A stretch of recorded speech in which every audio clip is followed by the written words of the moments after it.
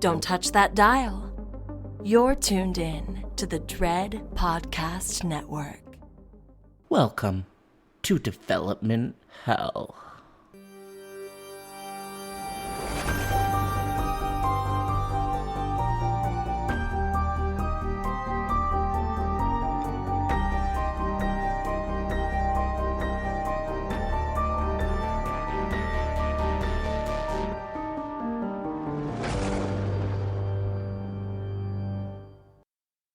For every horror movie that hits VOD, countless others end up DOA.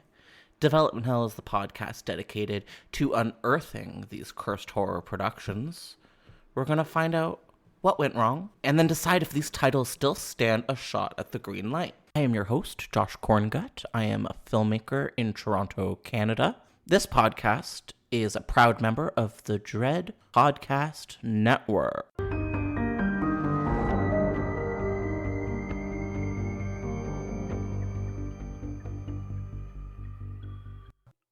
Hi, everybody, and welcome back to a brand new episode of Development Hell.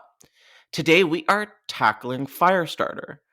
And we're not just tackling normal Firestarter, we are tackling John Carpenter's Firestarter. That's right, John Carpenter, icon of horror, icon of fright, was supposed to helm Firestarter originally back in the 80s, and it didn't happen, and you're about to find out what went wrong. Today's information is brought to you by the blog of Sir David Hughes, /film, and Wikipedia. We are very, very excited, burning up with excitement, to introduce our repeat offender guest. She is Emily Gagne, longtime collaborator of mine, creative and otherwise. She is the newsletter editor of Dread Central, but she's also so many other things, and I'd like her to let you know about them. So welcome back, Emily. How's it going? Hello, everyone at Dread Central and listeners of Development Hell. It's a delight to be back. Just quickly about me, because I really want to get to talking about Firestarter, but have a Instagram called Final Girl Fashion where I talk about, or I post photos of iconic women in iconic outfits from horror movies. So you can follow me there. And I also have my own podcast called We Really Like Her, which is about women in film. And right now we're doing a mini-series on Jane Fonda, who doesn't have a lot of horror movies. But in fact, our next episode coming out next Friday is about Barbarella, which is, of course, one of her more famous genre movies. Okay. Not to be confused with Ubol's Blubberella. Well, we're so excited to have you back again. We've had you on some of what I would consider to be some of the more classic episodes of Development Hell. I would say that. We did the Cary Fukunaga's It. We did Halloween 3D. I think that's all. Is this our number 3?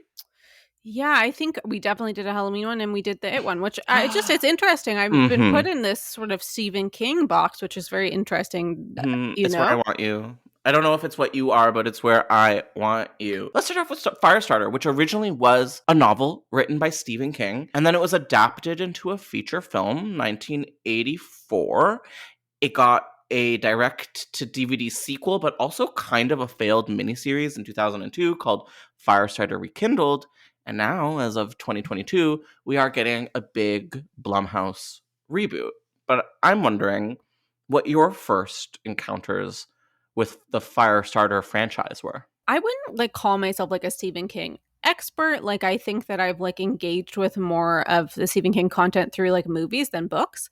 I think Firestarter was one that I was kind of initially drawn to because I like stuff that's about women and girls. And so this was one of the Stephen King properties where I was there's literally a little girl on the cover, and it's Drew Barrymore, who is such an iconic part of my childhood. My first favorite movie was E.T., and of course she made this shortly after that. And so I think I was just immediately drawn to this before even seeing it. I was a girl with powers, I got to see this. And I can't remember exactly when I first watched it, but I was definitely a little bit older when I eventually got around to watching it. And I think my first viewing of it was a little bit underwhelming. And so I hadn't gone back to it in a while, but the whole rekindled conversation about it recently with one of my favorite men, Zac Efron, being in this new one, I was should I give it a rewatch? And then you said, should we do this episode? And I said, I guess it's time for the rewatch. It's happening. It's all coming back to Zac Efron. It sure Yeah, is. I'm excited for us to talk about this new film, which of course we have known about news-wise, but I completely forgot about until the trailer dropped last week. So what better time to rekindle? Oh no, I have to say a different word. So what better time to reignite Firestarter with a conversation on development hell? Yes, So, yes. Or as mhm. Prodigy likes to call it, Firestarter. Yeah. I was making a Instagram story and I was Yeah. looking through the music to put in it, and I just put in Fire, and Firestarter by the Prodigy came up, and I was very close to using it, but I thought, no, it's not the tone. Wow. Well, Yeah. I went there because I couldn't help it. When they played that in Yellow Jackets, I was like, Oh yeah. it fucking killed. So Oh yeah. I forget when that song gets played in Yellow Jackets. they Can you were like getting remind me? chased. There was like a guy that they were like meeting to like Oh, good drop scene. money, and they Yes. like run through a department store, and then he falls in the glitter. Yeah. Yeah. Good show. Yeah. So, as I mentioned earlier, Firestarter is not just a film. It is a novel. It is a miniseries. It is a rebooted film. And it all starts with a Stephen King novel of the same name. In September of 1980, Firestarter was released, one of his earliest novels. In 1981, Firestarter was nominated for Best Novel at the British Fantasy Award. In 1984, it was adapted into a film. The book, which I really like, is dedicated to Shirley Jackson. It says via King, in memory of Shirley Jackson, who never needed to raise her voice.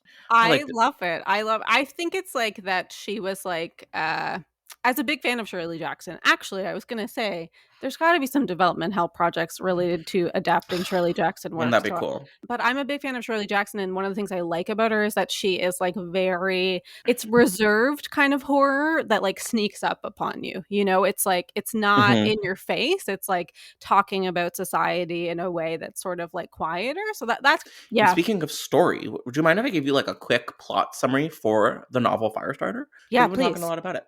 In Firestarter, we have this Department of Scientific Intelligence, also known as the Shop. In the very opening sequence in the film, we see that the Shop is doing experiments on young people, and they never anticipated that two members in their research were going to marry and have a kid. And ultimately, these two people that were in their research and developed psychic skills procreate and have this child by the name of Charlie.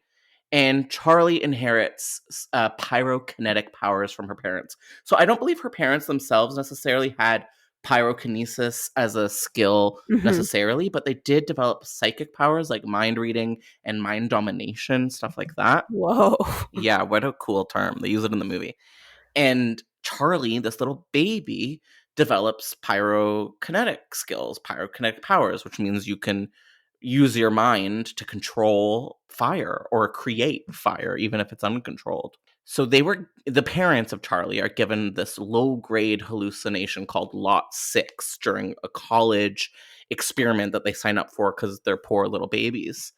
And now, all these years later, it's just Charlie and her dad, Andy, and the government is trying to capture young Charlie and harness her powers, fire starting as a weapon. Would you say that's an accurate description? Yeah. It like really I didn't remember that this movie just like or the book as well like just sort of takes off. Like it's not a lot of setup Mhm. necessarily. It's just sort of like they're on the run.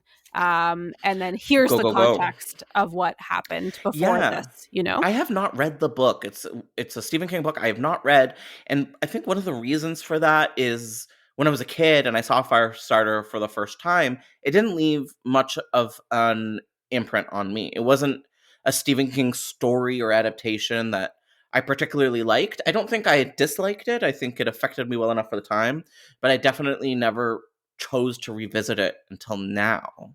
I was gonna say, like, did you ever like feel like Carrie did a better job at kind of like a similar story about a girl with like powers to move things with her mind?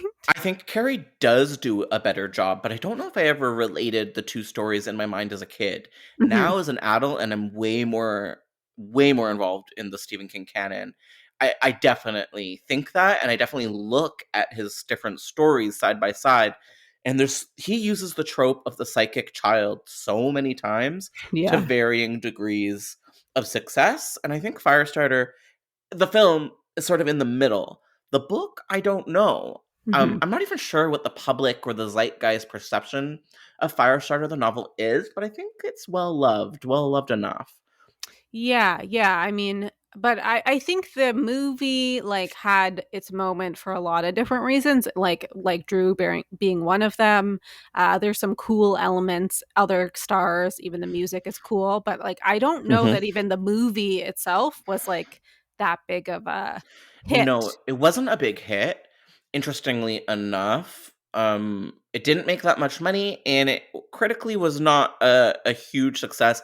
And Stephen King himself was on record saying that he isn't particularly a big fan. He called the movie flavorless, and also said that it was like cafeteria mashed potatoes, Wow. which is pretty rude stuff from a guy that liked the Dark Tower movie. So Yeah, he's got some interesting tastes, that yeah. Steve. Yeah. Yeah. We trust him we trust him with literature. I don't know if I trust him with film and TV. And that's my hot take. That Well, isn't hot at listen. all. Well, listen, like he made Maximum Overdrive, which, has Incredible, iconic, never the same, only one in the room, terrible yeah. movie. There are certain people that I do think like they're meant to do one thing, which is writing. It's Roger Ebert made a movie, the sequel to Valley of the Dolls, and he never made another. And he just So continued to write film ironic. criticism. So it just It really proves if those who can't do critique or teach, I guess. yeah. That's so funny that what a douchebag. If you're a critic and you're going to make a movie, you better know that you're good. Otherwise, you're just asking for it. Listen, it's something I think about all the time as we create things. I'm like, oh my God, the tables are turning. Do you consider yourself a critic? I started my career as a critic, writing for my blog. So I would say yes. Mhm. I feel like more of a critic than a journalist. Very Which I know interesting. sounds kind of odd, but I do think like I like that more than I do reporting, I want to start talking about our feelings about the Mhm. 1984 Firestarter film, if that's cool Yeah. with you. Yes, please. But before I do, could I give you a little more technical info about who was in it, what are the characters involved, what were they doing, all of that good stuff. Please give me it all because you know what? I took an Hmm. edible when I watched this movie, so I might Very have good. forgot the finer details. I definitely took an edible while watching it too, and I was crying. So, Firestarter, 1984, American horror movie based on Stephen King's 1980 novel of the same name. So, as we were saying, it's about a little girl that develops pyrokinesis and a shady government agency who are after her and her father. And I don't think that they're up to anything good. The film was directed by Mr. Mark L. Lester, stars David Keith, Drew Barrymore, Martin Sheen, and George C. Scott. It was shot in Wilmington, Chimney Rock, and Lake Lure, North Carolina, and boy, was it beautiful when it was outside. Yeah. Yes. You know? The shop sort of location or Oh, headquarters or whatever. wowzers. Yeah. Yeah. But it does get, blown to pieces at the end of the Yeah, movie. with fireballs. The fireballs are when I was finally like, okay. Like, Yeah. I was Yeah. given a lot of credit until there were fireballs. Yeah. I was kind of underwhelmed by it, and I was really excited to watch it. I remember the first time, but I was underwhelmed comparatively. And as I mentioned, Carrie earlier, like that's one of my favorite movies. Period. So I think that like comparatively, I just Brian De Palma, hit that one out of the park a bit, and Mark L. Lester maybe did not. So He didn't. Well, you know what? That's not necessarily true. Because on the second watch, which okay, was for me earlier today, yeah, it hit me. I found it really emotional. I found Drew Barrymore's performance to sort of outweigh a lot of the cheesier items for a long time. Yeah, until the end where there are literally cheesy 1980s fireballs getting shot around. I was sold because of Drew Barrymore's performance. And not just Drew Barrymore, but David Keith, them together yeah. as a father-daughter story, which is not something, I don't know if it doesn't happen a lot or I'm just not watching a lot of father-daughter stories, but this one, hit me where it hurts. And this is so stupid, and I'm a piece of poo for even making the comparison. But I think since I've had a dog, like these parent-child stories hit a little differently, and it made me so sad when they were sort of in peril and just wanted to be with one another. Yeah, no, I get that fully. I mean, I believe the pets are kind of like akin to kids and should be treated as such. Mm-hmm. But like, yeah, it is a powerful story about family. Like some of the moments, like there's a lot of like mirroring of their experience. Like there's like cameras on them when they're in the shop, and there's like the dad is crying in bed and she's crying in bed, Oh, and yeah. you're just like, oh my god, like they're so connected, not just through like their abilities, but because they love each other and it feels so genuine. And also like Andy McGee, like so cute and like Mm-hmm. so such a sweet dad. And like, Yeah. you know, there's lots of bad dads out there, and it's like kind of nice to see this dad that like really Yeah. cares so much about protecting his daughter and like and but also like empowering her, you know, to like use Totally. to find a way to work around her abilities and to control them in a positive way, you know? Yeah, he almost like, instead of it feels like motherhood kind of. It feels like he's really nurturing this baby, and it's really beautiful, and I'd like to see that more with dads on screen. Yeah. Yeah, Um totally. I'm with you. And I also think like not to bring it back to Zac Efron, but I have to. I thought like this guy, David Keith, I was like, okay, like totally get why they put Zach in this new one. Like I mhm. can really see him being like the kind of like himbo dad who just wants the best for his I daughter, you know? agree, but I'm very concerned. I am not the number one Zac Efron fan on this planet, but I am concerned. And I'm also especially concerned because of who's producing it. And I think we'll get to that whole conversation a little bit later, if that's okay with you, my friend. So I'm wondering, what did you like about this movie? Like on this watch, what about it was a yes for you? I think the score is really cool. Tangerine Dream did the music, which I Mm-hmm. think is pretty awesome. Although I will say that it kind of reminded me of like a John Carpenter score, so I thought that was kind of interesting. As we get like further into talking about his version, and I did love Drew. Like I'm a big fan of Drew, period. Like I'm just obsessed with her since I was a baby. And I think she's been a part of so many, you know, horror fans' lives too, because she has been in, you know, something like Scream. So we've seen her sort of grow up in these different genre roles, and to go back and sort of see her like own this movie and like really pull at your heartstrings.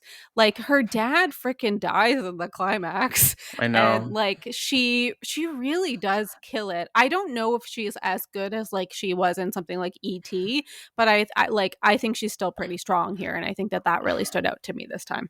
I think it's like for a kid actor, it's like monumental, the Yeah. performance that they managed to pull from her. It's probably not a good thing. Like you shouldn't be doing this kind of things to kids. Don't make movies about kids unless it's animated. But she fucking really made it emotional, and she really pulled it off. I was really impressed with Drew Barrymore's performance today, and I cried multiple times. Yeah. Maybe I'm just not in the world's best headspace, but I was sobbing throughout this film, especially for some reason, specifically in the first half when Yeah. they're just trying to survive. And you get little snippets about the mom, who's played by Heather Locklear in this version. You get sense of what happened to her, but not exactly. You know, the mom died. For a little bit in the movie, you kind of think that maybe Charlie might have killed her with fire, Yeah. because they keep talking about a moment in the kitchen where Charlie set her on fire, but then you see the moment and it's really not that bad, and then she's just sort of dead, and Andy kind of just blames it on the agents. Do you have a better idea of what happened to the mom? I don't. I thought she maybe like killed herself, but Oh, okay. I wasn't positive on that front. I wonder, I'm sure the book has more insight onto that. The Tangerine Dream score was interesting. Okay, I only saw Near Dark when I was very young, but my memory of it was that the music was like really distracting, and I remember it was that Tangerine Dream score. So when I Okay. saw Tangerine Dream come up on the opening credits today, I was nervous, but it but it works in this movie, especially in like 2022 reflection mode. Yeah. Like it really built a vibe. Yeah. Or- Yeah. or- mhm. I really think it hit. And it just felt so 80s to me. Like extremely 80s. Oh yeah. This movie also like really you go, oh my god, like the first season of Stranger Things is like literally like 11 is Yeah, it's Charlie. just Charlie. Yeah. All the Stranger Things is just like complete Stephen King trope ripoff mode. And it's like, is this an homage? It's hard to. I mean, obviously it is, but does it go too far? I Yeah. don't know. Yeah, I know. But it, like I Mhm. was having flashbacks to Stranger Things the whole time watching the movie. I was like, this is like so blatant, you know? It's very blatant, especially because it's also another like straddles the line between sci-fi and horror in the way, like in a very Stephen King way that they pull from directly. I'm wondering, what didn't you like about the film on this watch? What was not the moment for you? I think like when they first get to the shop headquarters, I found it like was a little bit slow in that part. And then and when we're at the shop too is kind of when George C. Scott's character Rainbird comes in. Yes. And George C. Scott, obviously a pretty iconic actor, and he's been in some truly great movies, including The Changeling, which is an 1980 horror movie that I absolutely love. But I think here, like the character is supposed to be Native American, and he's playing this part, and it just I don't know that he was the choice, you know. It's interesting because they definitely go indigenous with the casting in the new film as well. So I'm assuming it must be part of the novel. But yeah, I'm glad that you brought it up because while I can't put my thumb onto why I feel like it was a little bit icky with what was going on with that character, it just was. Yeah, well, just even like he's got like a long ponytail, and it just you just could tell. I didn't even like know the first time that I watched it that it was supposed to be a Native American character, and I could tell in the way that it was characterizing that it was supposed to be a Native American character, and I know that George C. Scott is not, and it just in 2021 or 2022, oh my god, I like sometimes I can't remember what year we're in. know.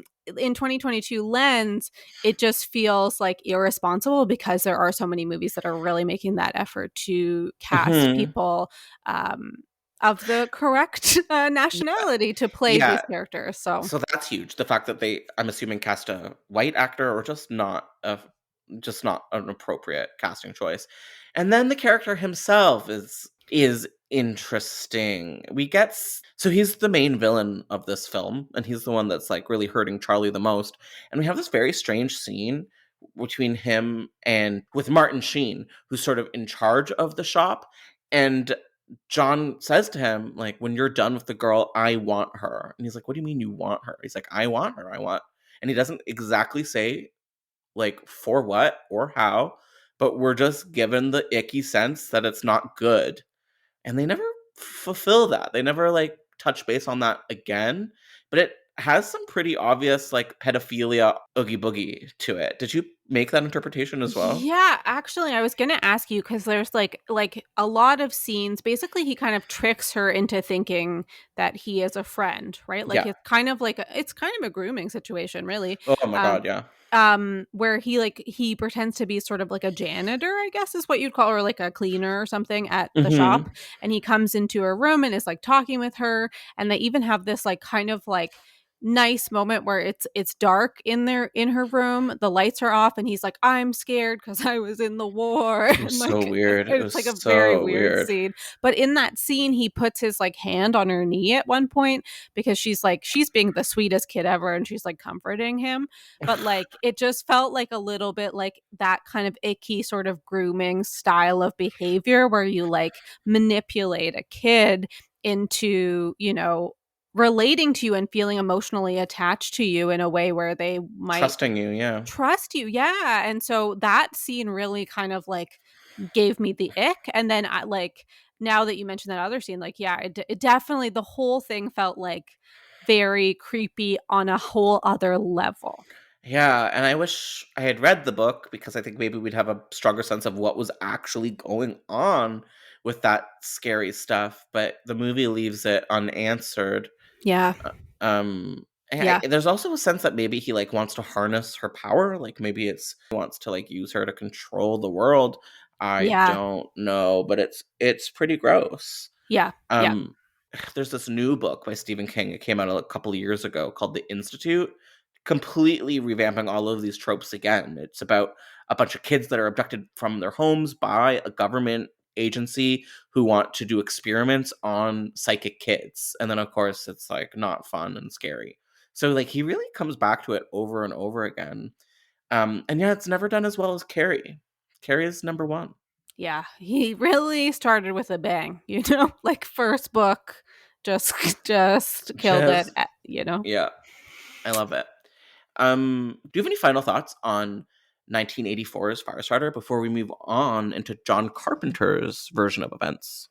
I did find it interesting that the writer, Stanley Mann, was Canadian. He also wrote the movie The Collector, which is from 1965. And that is, I don't know if you've ever seen that movie, Josh, but I actually No. haven't myself. But I've been really wanting to, but I find the concept really creepy.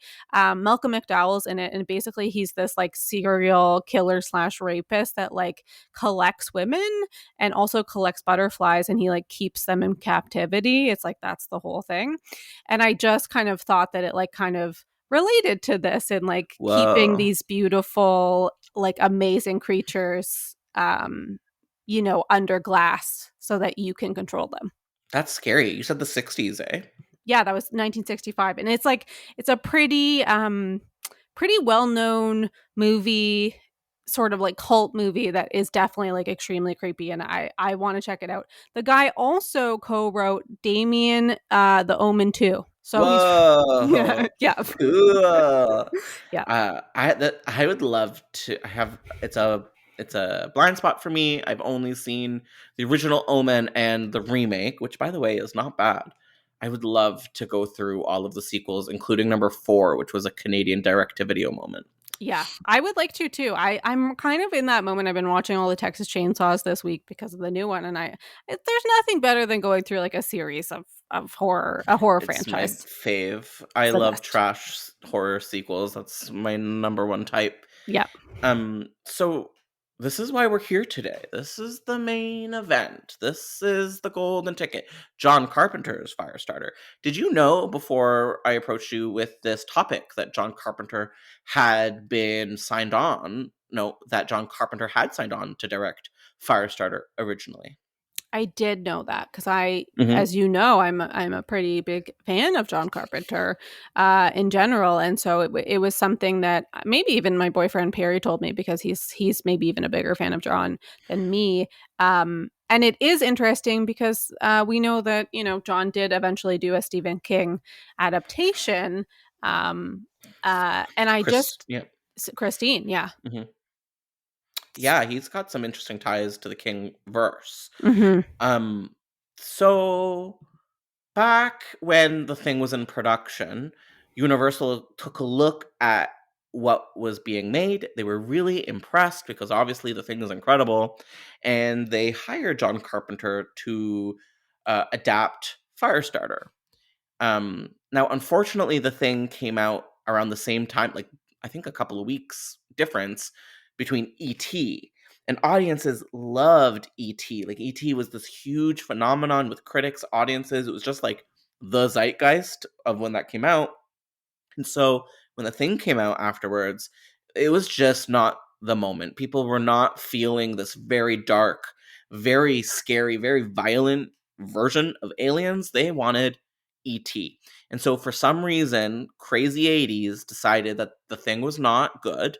It got panned, it didn't do well with critics, and it didn't make very much money at the box office. People thought it was cynical, mean, and boring. So when the thing was released and it was a big flop, the studio got nervous and they decided that they were going to try to get John off the project. So Carpenter hired Bill Lancaster to adopt the novel into a screenplay, and Stephen King approved of this mix. In an interview a little bit down the line, we found out exactly how they managed, or how Universal managed to shrug John off of the project. And so this was a quote. John had a play or pay deal, which meant that whether Universal made the film or not, he would get paid. It's a normal deal for talent with clout to get and hold their attention. When the marketing folks at Universal got cold feet because of The Thing not doing very well at the box office, and Stephen King films were clogging up the pipeline and not doing very well, they decided that since John wasn't very good at delivering low-budget films, that they would cut the budget from $27 million to $15 million. And since John didn't have to agree to do that, he didn't. And so that's, I think, how they sort of removed John from the project. The blog of Sir David Hughes, I find it very interesting that John Carpenter wasn't known for doing low-budget films successfully, because he invented the successful indie low-budget film.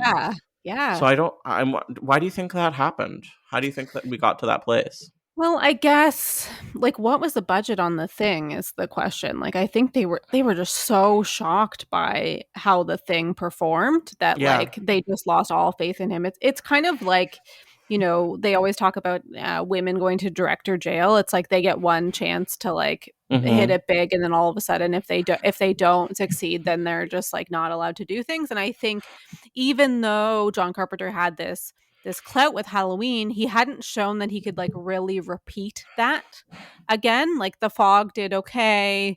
The Thing didn't do so well. Like he'd kind of lost his luster that he had with Assault on Precinct 13 and Halloween. And I think that, you know, sometimes when money is involved, people get scared and they get nervous. And I think that John, like, they needed to see him prove himself again. And of course, he'd make more movies later on in the decade that would help his case. But I think it was just poor timing for poor John. Yeah, it's sad. And it could have been really interesting because the actor that he had chosen to play Andy, which was Richard Dreyfuss of Jaws fame. What do you think of this casting? Well, I also think Richard was also in Close Encounters of the Third Kind, which is, of course, another alien story. And I think he was like really at a peak moment. And he's obviously, I think he's cute as hell. So hot. Back in that day. And I think he could have been like a really nice, relatable dad character, and could have maybe like sold the film in the same way that, you know, Drew and ended up selling the film that was made. So I think it could have been a really slam dunk choice. But Jaws was like a full decade earlier, and I feel like during Jaws, that's when he would have been the perfect age to play Andy. Do you feel like he would have been a little bit too old for this? Yeah, I guess you're right. Age-wise, he might have not been right. I really think that David Keith. I want to say Keith David every time. Me too. Every time I think the same thing. And I love Keith David. I know. Star of The Thing. Well, of course. But I think age-wise, like look-wise, I think like David Keith like probably was the right kind of choice for the dad of somebody of Drew's age. Yeah. And they kind of looked alike too. Is there any other casting in your mind, in your heart, in your mind's eye from the 80s that you think would have made for a good Andy if the Carpenter version did come? Like, who do you think would have been? Who would you have cast? And I'm sorry to put you on the spot like this, and I will cut out the pauses. Hold on. So who would have been? I'm sorry to do this to you. This is rude. No. Do you have a thought? Not at all. Couldn't tell you a thing about the 80s right now. I think. Okay, I'll say this. I think that ultimately the star of Firestarter to me is Charlie, and that matters more than anything. So huge news. I think that I don't care as much about who played Andy. I think like whoever played Andy had to have the chemistry with Charlie, and I think that's the most important thing. Where do we know David Keith from? Where else would I have known him from? Do you know? Honestly, he hasn't been in a lot of like major stuff. Like I looked him up because I was like, man, he was so cute and charming. Like I was like, why wasn't he like a bigger deal? The only thing that I really like knew him from was like, do you remember the movie The Indian in the Cupboard? Oh, of course. Yeah, he was the Indian, apparently. What? So... Not what I was expecting you to say. I know. So. Oh God. Okay. Yeah. Weird. Yeah. He was the dad. No. Okay. Yeah. He should have been the cupboard. Yeah. I mean, that was like over 10 years after this. So, like Yeah. he He might have would. been kind of old at that point. Should have Yeah, been the cupboard. he Uh, should have been interesting. Yeah, and this is the version that Stephen King wanted and approved of. So it's a little bit too bad that people decided to follow the money instead of following the talent. And ironically, at the end of the day, this movie made, I think, just like a little bit more than The Thing. It was basically the same level of flopperina. So they kind of got what they deserved, in my opinion. Yeah. Yeah, I really would have loved to have seen what John could have done with this. Like I'm a big fan of Christine. Are you a fan of Christine? I don't know. It's just like Firestarter, where it's Okay. one of those Stephen King movies I saw as a kid. I didn't like or I didn't dislike. I didn't make enough of an impression for me to revisit ever again. Okay. I would recommend it, like, especially because I know you've been working on a project that's kind of got a 50s feel. And Mm-hmm. I think that, like, Christine really does a good job there. And there's also fire in Christine. So I think that John could have handled the fire here. He could have. Yeah, he's fire experienced. Yeah, exactly. So, and it also what kind of would have been fun to think about him going from The Thing, which is like obviously like a winter icy movie, to Firestarter. I Mm. think it just would have been like kind of a sweet poetic transition. Justice. Interesting that you bring up the fact that The Thing is so frosty. Uh, it came out in the middle of the summer, which I think is a very weird time to release The Thing. I think that the winter would have been more of a mood, more of a vibe. Maybe people would have been able to get into it a little bit more. But it's sunny outside. Everyone has ET plushies. It just wasn't in the air. Yeah, Um, yeah. I think it's also like this is the era, speaking of E.T. and speaking of Steven Spielberg, like I think this mhm, was the era of the dawn of the blockbuster. So which when we think of blockbusters, we always think of summer, right? Like the summer blockbuster, the big movies that are released in the summer that mhm. people go to see with all the kids are out of school, they can go, and Jaws was like the first big blockbuster. And so I think that like people were like, oh, I think they believed in The Thing before it was released because John was who he was, but also it was an adaptation of something that had already existed. So people probably thought like, oh, like this is already proven to kind of work. So I think they put a lot of faith into it, and that's why they put it in the summer, because they thought, oh, it's going to perform well. It'll be a hit, and they miscalculated. And I do think, like, I know I rewatched The Thing in the winter. Like it is a winter movie to me. I like that. I am wondering, other than Christine, what Stephen King major property do you think that John Carpenter would have done well with? I find my favorite John Carpenter movie has to be Halloween. And I think he does really well when he's like, I don't know, holding back a little bit or being a little bit quieter. So I think that Salem's Lot, he could have done like a very frightening, very cool um interpretation of that, because at the end of the day, that's, it's about a small town. It's a story about one man. It's very insular. The scares are very creeping and small comparatively to something like this. So that, I think that would be my pick, is that I would have loved to see like a big budget 1980s um John Carpenter Salem's Lot. Yeah, I like that. I like that. I think he would also do a really good job of that. I think that would have been really awesome. I was thinking like I do like the adaptation of The Dead Zone that exists, but I Mhm. think he could have also done The Dead Zone. Uh, So funny. I was thinking that one as well. I'd like to hear more about why you picked it. well, I just rewatched The Dead Zone not long ago, and it is such an interesting entry in Stephen King's filmography, because it's like kind of like a political allegory, and I just think it's like kind of a small town movie with Yeah. higher stakes, and it's a little bit actiony too. And I think that John does have experience with that, so I just think he could have like pulled that one off. But that's not to say that I think that it was a wrong choice the way that they went with the Dead Zone. I think it's a pretty good movie. I love that choice. As a gazebo gay, I mean, I love the Dead Zone. Yes. Yeah. I just was writing about it for Dread recently, and I learned that when they were filming the Dead Zone, I think it was like early 80s, maybe 1981, I forget, that it was filmed just north of Toronto in Canada, of course, where we live, and that it was like one of the most cold, freezing, horrible winters on record. And that you can kind of see it on the film. Like, it just looks kind of frosty and frozen. And I Yeah. love that. And apparently the actors were not happy. It was like very painful for them.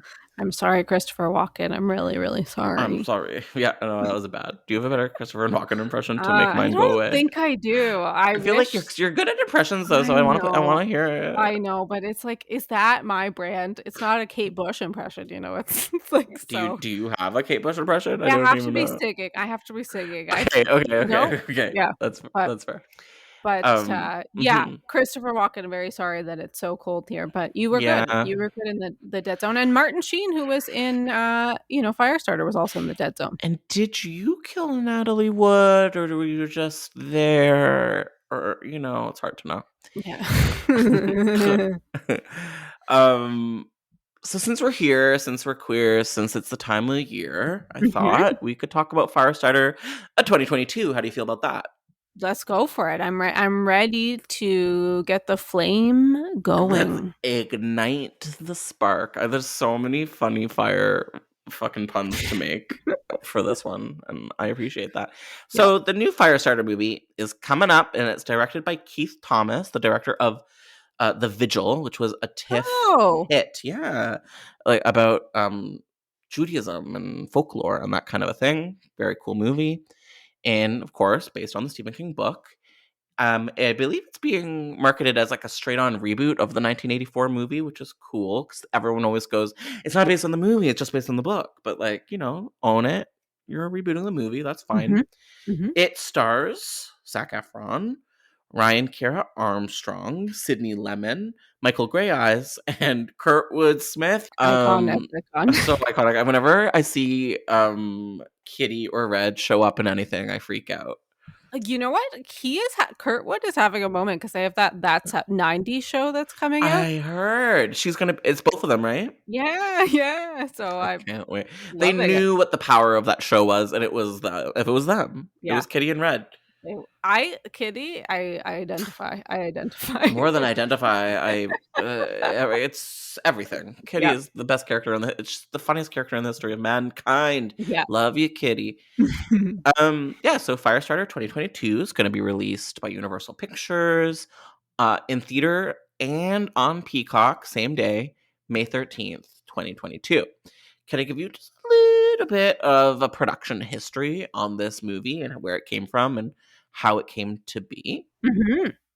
So all the way back in April of 2017, Universal and Blumhouse announced that they were going to be rebooting Firestarter with Akiva Goldsman producing alongside Jason Blum. So red flag. I don't know if you guys know anything about Akiva Goldsman, but he has his fingers in Hollywood for a long time and has been involved with Stephen King properties as recently as The Dark Tower, even more recently. I don't know if he's been involved on Chapelwaite or anything. But yeah, so he ruined The Dark Tower, and now he's going to ruin Firestarter. So on June 18th, though, good news, we did discover that Scott Teems was now assigned to write the script, and that Keith Thomas was going to be the new director of the film. Whoa. He is the co-writer of Halloween Kills. Oh. Yeah, I know. So the director of The Vigil and the writer of Halloween Kills was coming.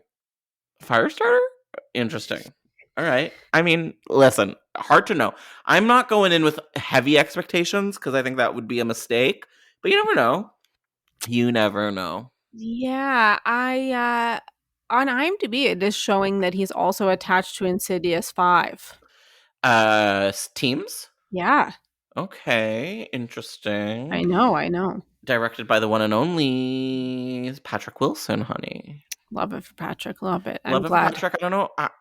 Yeah, me too. I just don't know if I want someone learning how to direct on an Insidious movie, my favorite franchise of all time. But I get it. I get it. I just think Patrick Wilson is a weird man, and I Is am. he? That's Yeah, cool. I I like get that for I him. get I get a weird vibe from him. But Scott Teems, okay. I will say, and I think that we'll get there, but maybe this is the time. Like the trailer just came out for Firestarter, this new one, and I am like a little mild on it right now Me as far too. as what it looks like. I was kind of hoping that it would be like a little bit more energetic. Like I think that something that works about the 80s one is that like I do feel like it is kind of like fast moving Very. and kind of like I don't know if fun is the right word, but I think like you have a good time watching it, and I'm not getting that vibe from this one. Like I actually got the vibe of the new Pet Cemetery from this Oh trailer. no. That's so funny. I thought Ryan Cara Armstrong was the daughter in the new Pet Cemetery, but no, no, no. She is in another recent Stephen King big budget movie. She has a scene stealing role in It Chapter 2. Do you want to Oh, remind us? Oh, let me tell a little bit about it. okay, okay. So yeah, Ryan Carey Armstrong plays the role in It Chapter 2. You might remember there is a standalone moment where a little girl leaves her family at a sports event, and I believe Oh, follows a firefly underneath the bleachers, and yes. she encounters Pennywise there and gets murdered. And say what you will about It Chapter 2, it's one of the better moments. I feel like we talked a lot about it on the It episode that we did, actually, that specific Yes. scene. Yeah. Yes. And so she really killed it in that. And I'm sure that's where she got noticed for this. So now that she has a bit of a Stephen King pedigree, which is pretty cool. I'm interested because like I get the sense that she's older Yeah. than Drew was Yeah. in the 80s one. So I kind of think that there could be some interesting sort of additional layers with being like a tween or a young adult Yeah. trying to control your like urges and your abilities. Like I think that kind of like plays into sort of puberty and that kind of thing. So I think that could be interesting, but I also think like there's something like kind of scary about like a even younger girl having these powers where like we see how emotional Charlie is in the 80s one and how Hmm. like easy it would be for her to sort of Set her y- mom on fire. set her mom on fire but like not mean to, whereas like if you're a little bit older like the power could come in a more mean-spirited way, or like I hate my mom right now, Hmm. I'm frustrated and I want to Hmm. act out, so I'm gonna set her on fire, you know. Yeah. So it just could be like kind of an interesting like different twist as opposed to, and they probably can do more also with an older child than like Yeah. a And younger little kid. kids like that do not need to be performing that level of intensity roles. Like, just CGI them in, Yeah. basically, at this point. Yeah. So I think one of the more exciting, interesting facts about this upcoming film is just last week when the trailer was revealed, we also learned that John Carpenter and son Cody Carpenter, along with Daniel Davies, are going to compose the score, and I believe we hear bits of it in the trailer. And I think this is the best move they could have done because I mean, who better to do the score for this movie? Yeah, like we've talked a lot about it, you and I, but like John, you know, if you're not even into his films, like his work as a composer is just quite incredible. Like Amazing. yeah, like really stand out, and he's done, you know, the score for the new Halloween movies as well. Those are some of my favorite parts of Which is the those best movies. part of those new movies, yeah. Yeah, yeah. So I think that this is a great choice, and it is kind of a funny choice. Like he's eventually gonna get to work on a Firestarter movie. I know, I wonder how he feels about that, and I wonder if that was part of the marketing campaign, but probably not. I don't think the general public will have any knowledge of that, so it must be weird for him. Yeah, yeah. Weird, but like he's getting paid, and that's really what he cares about He's these getting days. paid, yeah. I think that is what he cares about these days, and good for him. Get those coins, babe. Yeah. You mentioned already, but I'm wondering your overall thoughts on this trailer. How did it leave you? Where did it take you? What did it do? I'm mixed on it. Like I will definitely watch it, and as I expressed many times on this show, I like Zac Efron. I do think that like I'm a little concerned that this is going to set him on a path of doing serious roles again, and I do think that his strength is in comedy actually, Okay. which Like, if anyone has seen the movie The Beach Bum, he's in it. He plays like a significant role in that movie, and he's so funny in it. And I think that he like needs to be like a himbo. That's what he is in real life, and I think that that's where he shines. So I'm interested to see how he plays in this movie. But I'm like also happy for him to get like, paid to be in this movie, and Mhm. maybe it'll lead to some more work for him. But I'm less familiar with like the other cast members, so I think like that's kind of what I'm leaning on. But I'm really thrilled that Michael Grey Eyes is going to play Rainbird in this one. Michael Grey Eyes, you may have seen him in Blood Quantum, and he's been in like quite a few like Indigenous films in Canada. So he's definitely like a significant actor, and I think like I'm so glad that they went in that direction, the right direction with that Mhm. character for this one. Very interesting to see how villainous the character is going to be this time around. I hope that he's scary. Another Canadian connection is that the new film was filmed in Toronto, Hamilton, and that area in Ontario. So another Canadian Queen, Stephen King moment. I love to see it. Yep. Um, so if you're cool with this, why don't we head into conclusion territory? Mhm. Because I have a big question for you. Usually we ask on this podcast if we think a film is going to get made. Not if we think, are we going to allow it to get made? But I think that this is a bit of a special, different opportunity. And I want to know, do you think John's version would have been better than what we got? I think yes. Hmm. Um, I think it could have been similar in spirit. Like I don't think he would have done something like totally different than what we got, but I think it would have been stronger, and I think it might have been scarier. Oh, Um, for sure, scarier. yeah, and so I think that that would have been the strength that he brought to it, in addition to probably like doing the score for the film as well. Hmm. Um, I don't know like how he is working with child actors, so that would have been kind of interesting. And I wonder if he still would have gone with like a Drew Barrymore in that role. And I think like to me, Drew is such a key to the success of that film, and I would hate to have lost her in the She's role. just so good. Yeah. She will make you cry. I cried so many times. She Yeah, cries so many times I too. know the poor baby. She's I so cute know. in this. I I love her know. so much. Oh, I love you, Drew. It's weird that she like still is kind of she's still doing her thing. She's in my YouTube algorithm. For some reason, YouTube figured out that I will watch clips of the Drew Barrymore show, and so now it knows. But it's better than the way that the YouTube algorithm is treating the boomers. So it's okay. I like the Drew Barrymore show. Yes. Well, listen, I'm happy for Drew. Continued success always. And I am looking forward to the day that she invites Zac Efron on the show and does like a recreation of like a Because you know she Firestarter. will. You know Yes. that when Firestarter comes out, that's all she does. When Scream came out, she was not shy about it. I know. So it's going to happen. Like in May, we will have some sort of Firestarter There's moment. no doubt in my mind. Actually, I cannot wait. No doubt. Very cool. How do you think the new film's going to be? If you had to guess. I think it's going to be okay. Okay. I think it's going to be okay. But I'd love to be surprised by it. I really would. Me too. Me too. Hard to know from trailers. They don't tell the truth. Can't know either way. But I agree. I would love to see another big budget Stephen King win, because I think that the culture kind of goes in ebbs and flows, peaks and valleys with Stephen King popularity. And, I think right now we're kind of in a bit of a lull. So it would be very cool to see this put him back front and center.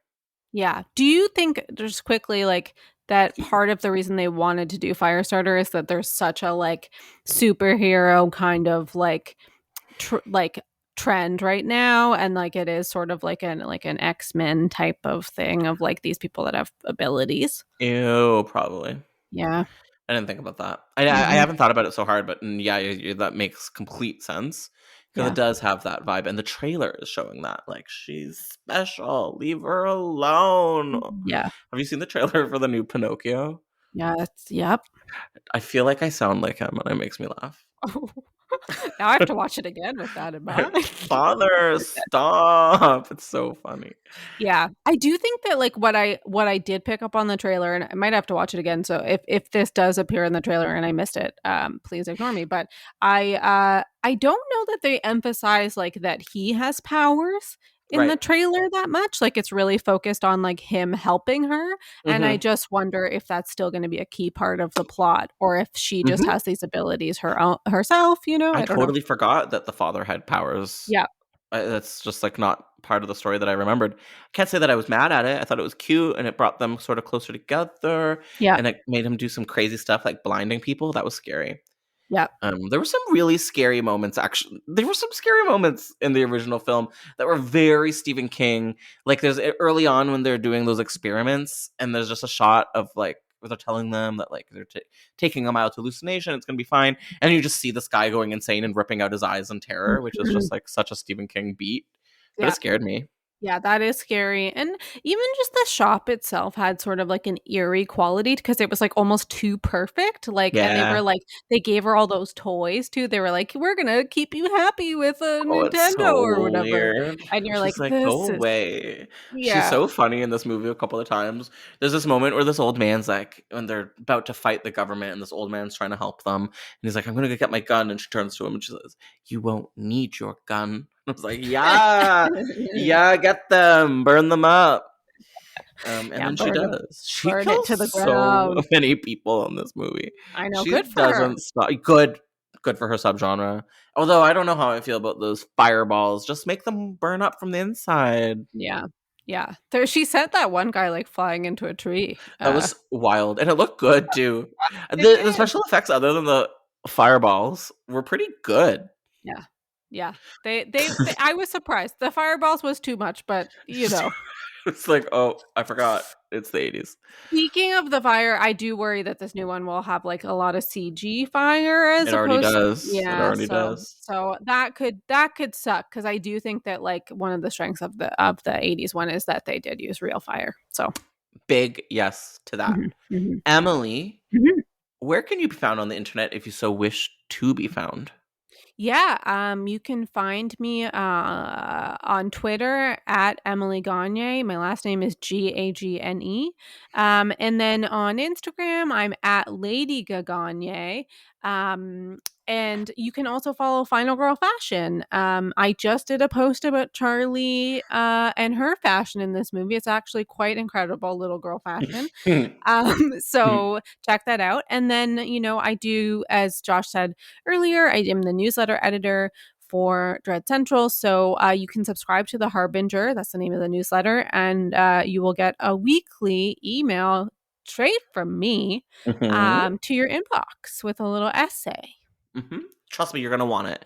These are the best. What was the most recent one on? It was oh, can you tell us a little bit about it? Because it was mwah.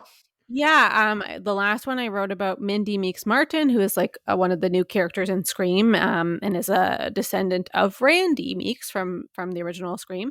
And it was just kind of talking about how she's a landmark character for the queer community, because she's queer, and like not just like, oh, I'm queer and I have a little rainbow pin on, which she does, but she also kisses girls. Like it's real, you know. And I think it for a series that is like, I think of Scream being kind of a queer series anyways, because it is written by a queer man, and I think there's like gay icons throughout the series that appear in the film. Like there hasn't been an actual queer, like full queer representation, like people that are on screen being queer. They maybe mention it in Scream 4, but we don't actually see a guy. No, Scream 4 does not count. Scream 4, no way. So yeah, sign up for The Harbinger, everybody. And we will see you next week for a brand new episode of Development Hell.